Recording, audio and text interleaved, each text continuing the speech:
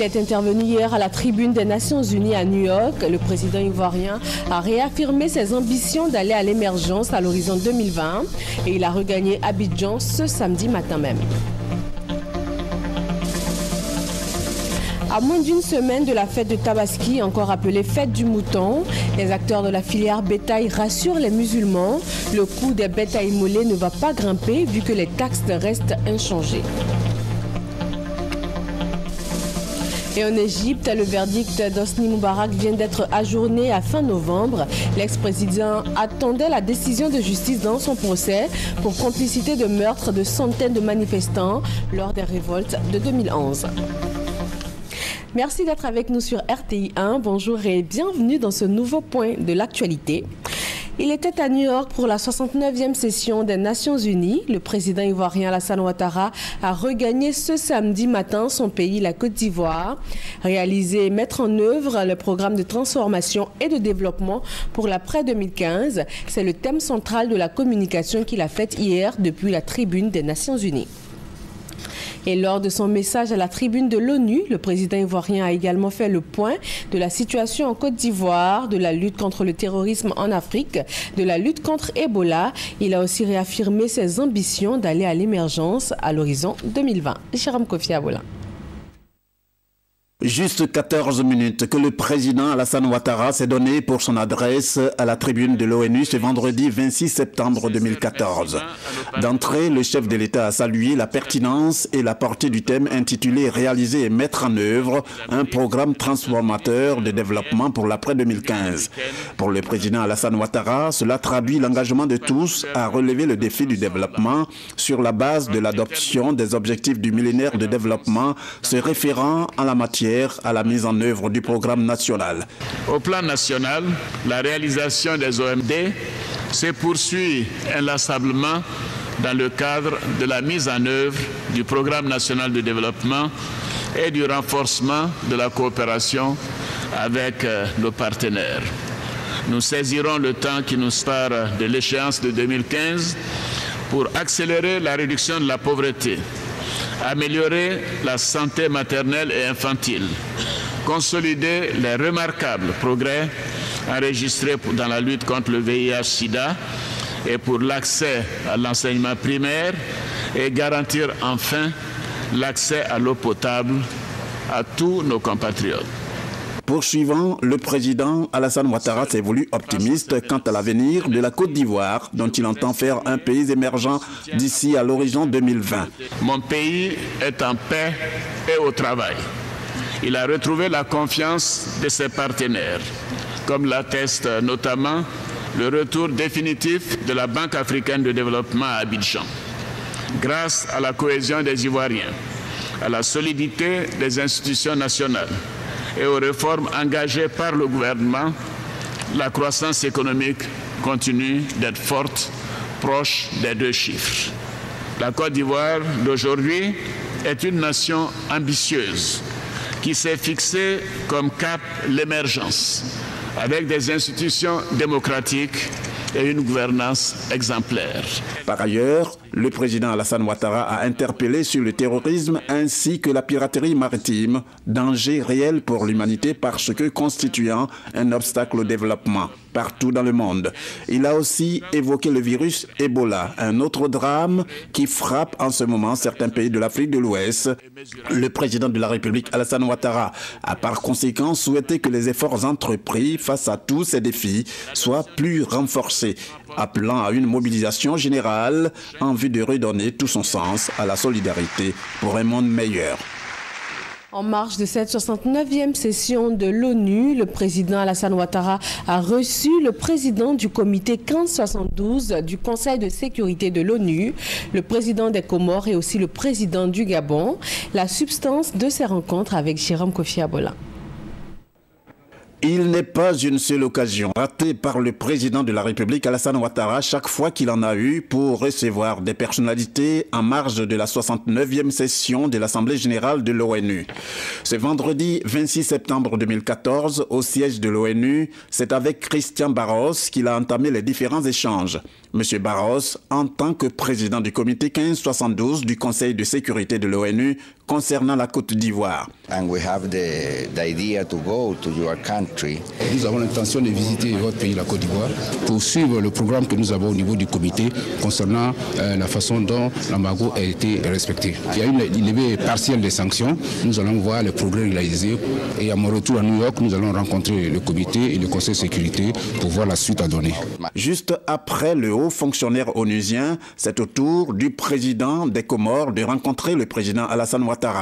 Au centre des entretiens, la coopération entre les deux pays. La Côte d'Ivoire nous a aidés pendant beaucoup de temps sur la formation des jeunes Comoriens. Donc, après ces dernières années, cette formation a été arrêtée. Donc, on a réitéré notre demande pour que le président Ouattara accepte des Comoriens et les Ivoiriens acceptent des Comoriens pour leur formation, surtout sur la formation professionnelle.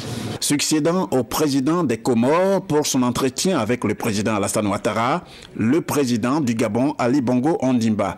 Il a été, entre autres, question de relations bilatérales et surtout de la prochaine visite officielle du président gabonais en Côte d'Ivoire. J'ai d'abord tenu à remercier encore une fois mon grand frère pour la réception qui fut la mienne lorsque je suis allé lui rendre visite à Abidjan, mais aussi pour discuter avec lui d'arrêter la date de ma visite officielle. C'est une chose faite. Je tenais moi-même quand même aussi à honorer cet engagement que j'avais déjà pris. Vous vous doutez bien qu'ici à l'ONU, quand on se retrouve dans un cadre comme celui-là, eh bien nous parlons des questions certes bilatérales, mais en plus maintenant multinationales. Donc nous avons quand même des problèmes en Afrique que vous connaissez sur la table, notre table de travail, notre agenda, les questions de terrorisme, mais aussi les questions de développement, les questions d'environnement. C'est donc tout ce que nous sommes en train de voir, discuter entre nous, faire le point des échanges que nous avons et des contacts que nous avons eu ici pour faire avancer la cause de l'Afrique. Et cette cause africaine passe aussi par le renforcement de nos liens bilatéraux. Pour information, la très prochaine visite officielle du président gabonais en Côte d'Ivoire est prévue en novembre 2014. Après ces différentes rencontres, le président ivoirien a regagné Abidjan, la capitale économique, ce samedi matin. Remise officielle au gouvernement de l'agenda 2015 de réforme Doing Business. C'est un agenda élaboré par les acteurs nationaux œuvrant à améliorer l'environnement des affaires dans le pays. Hugues Veblé. Atteindre rapidement une croissance à 2 chiffres, c'est l'objectif du gouvernement ivoirien. Depuis 2 ans, il entreprend dans ce sens un vaste programme de réforme visé ici une meilleure attractivité des investissements directs privés, ce que devrait favoriser l'agenda 2015 des réformes Doing Business, remis cette fin de semaine au Premier ministre par le CPC. Lancé en 2002 par la Banque mondiale, le projet Doing Business a pour but initial de fournir une base objective et améliorer l'environnement des affaires partout dans le monde. En temps normal, c'est à nous d'essayer de convaincre les dirigeants de la nécessité de faire certaines réformes. Alors qu'aujourd'hui, c'est la démarche différente. Ce sont eux qui viennent à nous et qui nous disent « Je veux arriver à un point A, je suis au point B, comment pouvez-vous m'aider ?» Et ça, c'est un challenge pour nous, mais c'est bien. L'équipe de Doing Business qui est venue en juin dernier pour vérifier l'effectivité des réformes a reconnu ces efforts. Donc, ce ne sont pas des réformes qui ne servent à rien, ce sont des réformes qui non seulement placent la Côte d'Ivoire au rang des pays réformateurs, mais qui montrent aussi une volonté politique de changer la donne. Pour améliorer son classement Doing Business, c'est un ensemble des réformes qu'entreprend la Côte d'Ivoire. Concernant le raccordement à l'électricité, l'accent doit être mis sur la réduction des procédures, délais et coûts. Concernant l'exécution des contrats, tribunal de commerce, la réduction du délai des jugements est constatée et devrait se poursuivre. L'obtention des décisions de justice et la médiation dans les litiges commerciaux ont été votées. La création du 10e tribunal de commerce d'Abidjan a été donc décidée. L'effectivité de toutes ces actions devrait permettre d'améliorer fortement le climat des affaires en 2015. Une fois entreprises, ces réformes vont aider la Côte d'Ivoire à obtenir un meilleur rang dans le classement des pays ayant amélioré leur environnement des affaires. S'agissant du Doing Business 2014, la Côte d'Ivoire, rappelons-le, a été classée 167e sur un total de 187 pays. Pas de changement à la tête de la Confédération générale des entreprises de Côte d'Ivoire jusqu'à 2016. Sur décision de l'Assemblée générale ordinaire, le mandat de Jean Kakou Diagou a été prolongé alors qu'il devait prendre fin hier vendredi. Les explications de Noël Niagno. Jean Kakou Diagou, patron des patrons ivoiriens, rempile pour un nouveau mandat de 2 ans. Décision de l'Assemblée générale ordinaire de la Confédération générale des entreprises de Côte d'Ivoire, CGEC, tenue ce vendredi 26 septembre 2014. Cela à l'unanimité des administrateurs. L'Assemblée générale a également approuvé le rapport moral et financier. Autrement dit, les mandataires des membres de la CGEC sont satisfaits des actions entreprises par Jean Kakou Diagou pour le rayonnement des entreprises de Côte d'Ivoire, mais aussi pour les entrepreneurs. Pour cette rallonge de 2 ans, il se fixe de nouveaux défis. Le nouveau mandat qui m'a été confié sera un mandat qui sera fait de plus de cohésion au niveau des membres de la CGCI, d'abord du conseil d'administration et des membres de la CGCI. Du gouvernement, nous attendons un accompagnement. Un accompagnement d'abord pour améliorer encore plus l'environnement des affaires. Les partenaires sociaux, c'est de faire en sorte qu'il y ait un climat apaisé. Un climat apaisé qui nous conduise ensemble à la création de richesses. Témoin privilégié de cette Assemblée générale, Moussa Dosso, ministre d'État, ministre de l'Emploi et de la Formation professionnelle, et Jean-Claude Brou, ministre de l'Industrie et des Mines. Reconnaissance du mérite de Jean Kakou Diagou pour le travail abattu, reconnaissance aussi de ses collaborateurs et des pionniers qui ont été distingués dans les ordres du mérite ivoirien, avec à la clé un message de Moussa Dosso. Il faut que les jeunes puissent, sans hésitation, se lancer dans l'auto-emploi ou l'entrepreneuriat. Et je suis ici pour encore célébrer le mérite et surtout ceux qui ont accepté de se lancer dans l'entrepreneuriat avec beaucoup de succès. Les récipiendaires heureux saluent le gouvernement et soulignent la voie de la réussite en entreprise à travers leur porte-parole. Il faut avoir dans la vie une ligne de conduite, il faut avoir des valeurs et il faut avoir la foi. Et maintenant, les responsabilités qu'on vous confie, vous les faites avant d'en demander la récompense. Ils étaient 10 à être distingués, 2 ont reçu la médaille d'or du travail, 3 la médaille d'argent, 5 la vermeille. Rencontre des opérateurs et acteurs de la filière bétail et viande à moins d'une semaine de la fête de Tabaski. Un point essentiel à l'ordre du jour, le prix de vente du mouton dans le pays. Les taxes restant inchangées à l'abattoir et sur les camions de convoyage, le prix du mouton ne devrait donc pas connaître de hausse cette année. Serge Gangoma. Les musulmans célébreront la Tabaski dans la première semaine du mois d'octobre, une fête consacrée au sacrifice du mouton. Alors, le district autonome d'Abidjan anticipe sur l'organisation du commerce du mouton à l'abattoir de Port-Boué. Cette rencontre donc avec les opérateurs économiques pour faire l'éclairage sur les rumeurs d'augmentation des taxes à l'arrivée des camions transportant le mouton. Selon Jules Touvoli Magoné-Bi, vice-gouverneur du district autonome d'Abidjan, aucune nouvelle taxe n'a été envisagée. La taxe dont il est question est la taxe qui était en vigueur depuis 2013. Le district d'Abidjan a 200 francs sur le mouton. Et l'opérateur qui a fait l'abattoir se rembourse à raison de 400 francs. Donc sur un mouton, il y a une taxe de 600 francs qui n'a pas changé depuis, disons, depuis 3 ans. C'est pas d'où sort le fait qu'on vient nous dire que les taxes ont augmenté alors qu'il va manquer de moutons. Nous tenons à rassurer les Ivoiriens qu'il n'y aura pas de pénurie de moutons. Jules Touvolé Magoné-Bi a également indiqué que des mesures sécuritaires sont prises pour garantir une bonne organisation du commerce du mouton à l'abattoir à la veille de la Tabaski. Plus de 400 agents des forces de l'ordre y seront affectés. Rassurés, les opérateurs économiques se sont engagés à tout mettre en œuvre pour permettre aux musulmans de passer une belle fête de Tabaski. Le ministère du Commerce et de l'Artisanat a fait sa rentrée. Le ministre a dressé le bilan de ses activités et a annoncé les couleurs pour cette année. Il s'agit notamment d'œuvrer à améliorer le pouvoir d'achat des consommateurs en cette année déclarée année de l'artisanat. Guy Roger Nguessan et Serge Coléa. L'artisanat est au cœur de l'action gouvernementale cette année. Le secteur contribue au PIB, le produit intérieur brut, à hauteur de 12% et représente 25% de la population active. Cependant, 40% des artisans exerçant en milieu urbain rencontrent d'énormes difficultés, notamment au niveau des sites d'accueil de leurs activités.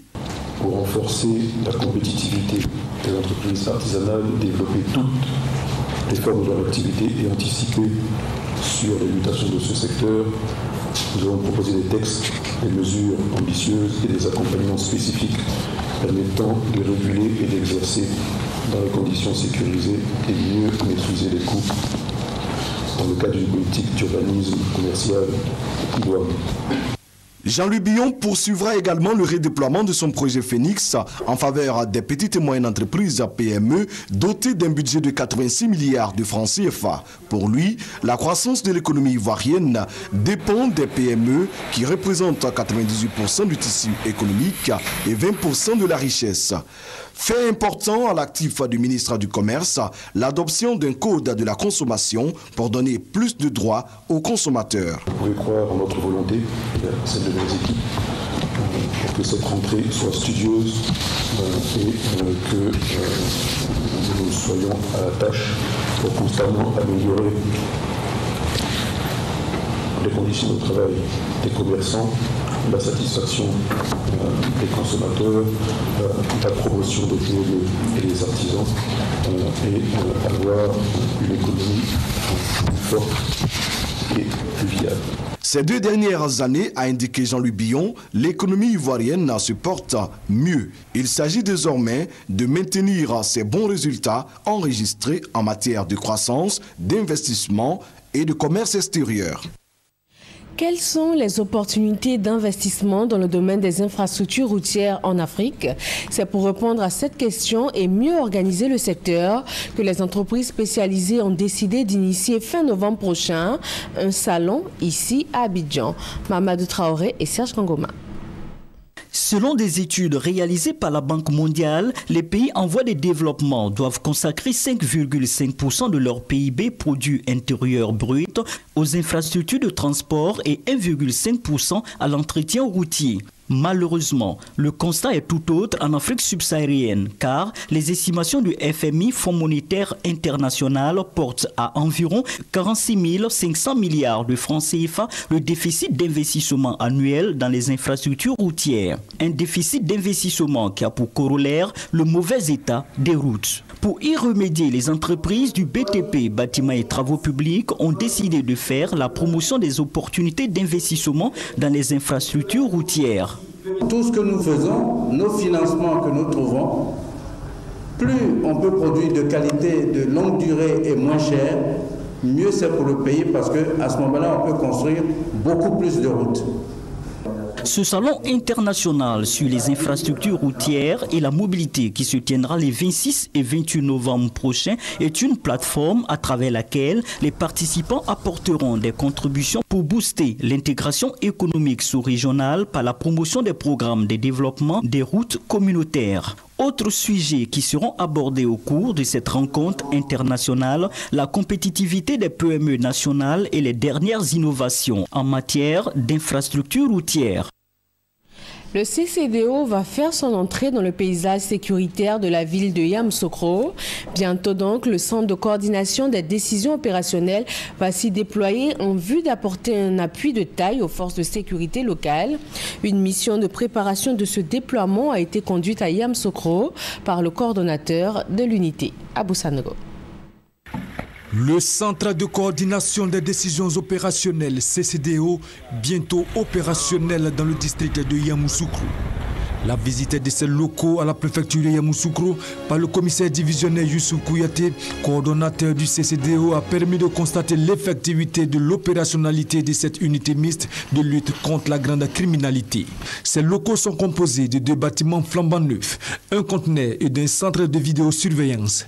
En vue donc de son déploiement, son coordonnateur a échangé avec les autorités politiques, judiciaires, religieuses, coutumières et sécuritaires de la ville. Il leur a indiqué que le CCDO vient en appui aux forces locales. Une nouvelle qui représente un véritable soulagement pour ces autorités, mais surtout pour la population aujourd'hui victime d'une recrudescence du banditisme dans leur région. L'unité mixte de Yamoussoukro disposera d'hommes et de moyens pour accomplir efficacement sa tâche. Elle interviendra jusqu'à Boiflé, Bouaké, Daloa et même au-delà. Les élèves de la commune de Satama-Sokoro dans le département de Dabakala, zone centre de la Côte d'Ivoire, ont reçu des kits scolaires pour cette rentrée 2014-2015. Ce don d'un cadre de la localité vise à soutenir les parents d'élèves et aussi encourager la scolarisation de la petite fille. Le reportage de Soro Corona et Kwadio Kwame. Heureuse rentrée scolaire 2014-2015 pour les enfants et les parents d'élèves de la commune de Satama-Sokoro, département de Dabakala. Des kits scolaires en effet ont été distribués afin de permettre aux élèves d'aborder avec sérénité cette année scolaire. Ce don est de Ouattara Aboulaye, fils de Satama-Sokoro. Par ce geste, il veut apporter sa contribution à la politique de la scolarisation obligatoire et gratuite prônée par le président de la République. Le donateur entend également faire de la scolarisation de la petite fille une réalité dans cette localité où le taux des filles n'ayant jamais mis les pieds dans une école est encore élevé. Nous faisons des rencontres, nous faisons des visites dans les familles, nous entreprenons des tournées, nous faisons des porte-à-porte pour que la jeune fille soit de plus en plus scolarisée dans notre région et qu'il y ait de plus en plus de jeunes filles à l'école. Les différents intervenants ont encouragé les initiatives du bienfaiteur en faveur du développement de l'école dans la localité. Les élus locaux se sont engagés à mener des actions de sensibilisation sur la scolarisation de la petite fille dans cette localité. Les écoliers bénéficiaires, par la voix de leur porte-parole, s'engagent à relever le défi de l'excellence. Permettez-moi, professeur, de vous exprimer ici la profonde reconnaissance de mes camarades, de nos maîtres et de nos parents. Nous, les bénéficiaires de cette journée, vous exhortons à continuer dans cette voie de recherche de l'excellence. À Satama-Sokoro, les infrastructures scolaires sont en nombre insuffisant dans le primaire. Les écoliers admis à l'entrée en 6e sont obligés d'être affectés dans les lycées et collèges des villes environnantes. La ville d'Odiéné a abrité une grande campagne de sensibilisation sur le VIH-Sida, les grossesses en milieu scolaire et aussi la contraception. Cette campagne avec pour cible la jeunesse est une initiative du ministère de la Promotion de la Jeunesse, des Sports et Loisirs en partenariat avec le ministère de la Santé et de la lutte contre le VIH-Sida. Le reportage est signé Abou Sanogo. Les grossesses en milieu scolaire, la lutte contre le VIH-Sida, la promotion de la contraception et l'administration des méthodes contraceptives au centre d'une caravane de sensibilisation de la jeunesse à Odiéné. Une initiative du ministère de la Promotion de la Jeunesse, des Sports et des Loisirs en partenariat avec le ministère de la Santé et de la lutte contre le sida. À cette occasion, le directeur de la protection des jeunesses a invité les jeunes au changement de comportement. Il les a exhortés à être aussi des pères éducateurs afin de sensibiliser leurs camarades face au danger que représente ce fléau. Selon le docteur Afi Yves Constant, ce sont plus de 5000 cas de grossesse qui ont été enregistrés au cours de l'année scolaire écoulée en Côte d'Ivoire, soit un taux de 77% de filles dont l'âge varie entre 11 et 15 ans. Il les a donc exhortés à la prudence. Après au dîner, la caravane Jeunesse Saine Protège-toi a mis le cap sur la ville de Mans, précisément au stade Babadian, pour une séance de sensibilisation des jeunes en présence des autorités administratives, politiques et municipales. Une démonstration du dépistage volontaire a mis fin à la caravane Jeunesse Saine Protège-toi. Une autre sensibilisation, cette fois pour la réduction du taux de mortalité infantile et maternelle. La deuxième édition de cette caravane de sensibilisation va sillonner 8 communes du district d'Abidjan. Christelle Nda, Franck Kwadio. La mortalité infantile est un problème majeur de santé publique dans les pays en quête de développement.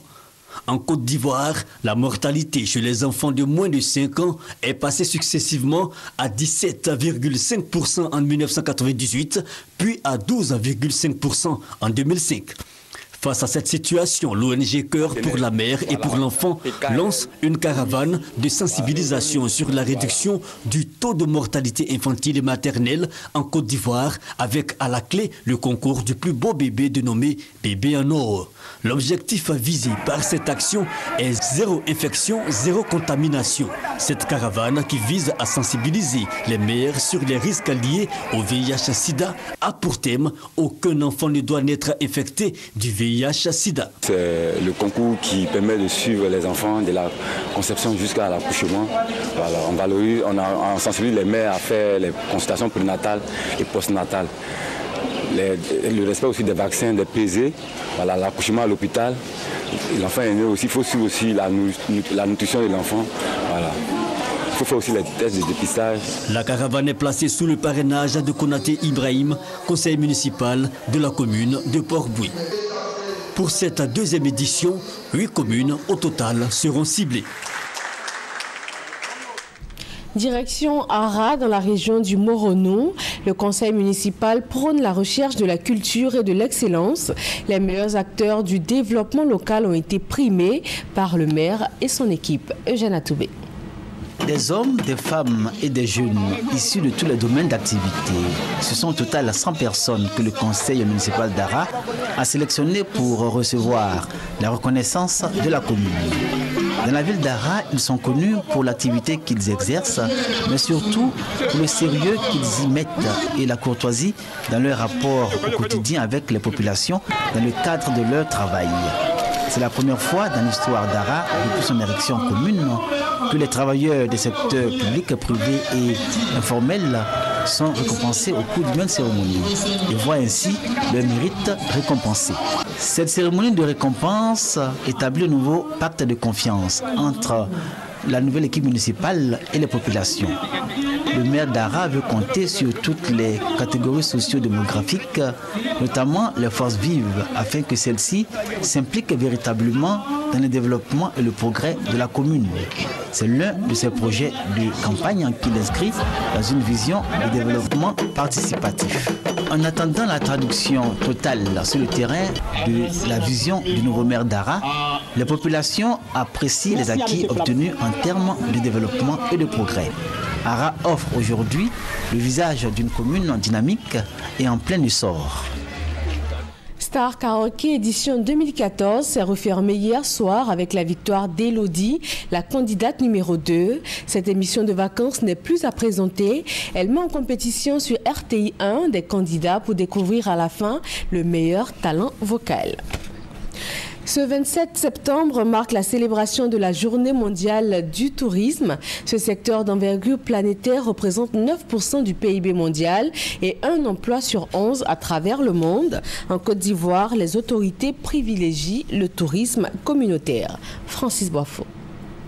En privilégiant le tourisme communautaire, le gouvernement ivoirien entend faire bénéficier des retombées du tourisme aux populations rurales.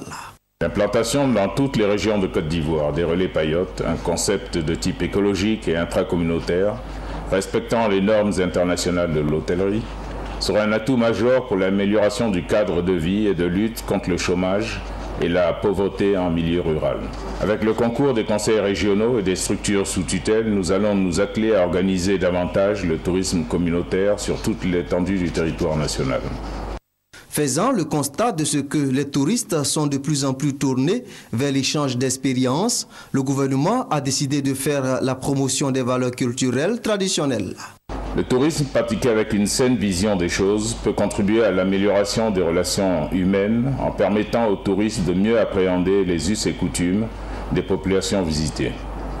En effet, les rites, les traditions et les contes que découvrent les touristes dans le pays profond sont autant de leçons de vie entretenues par nos populations à travers les âges.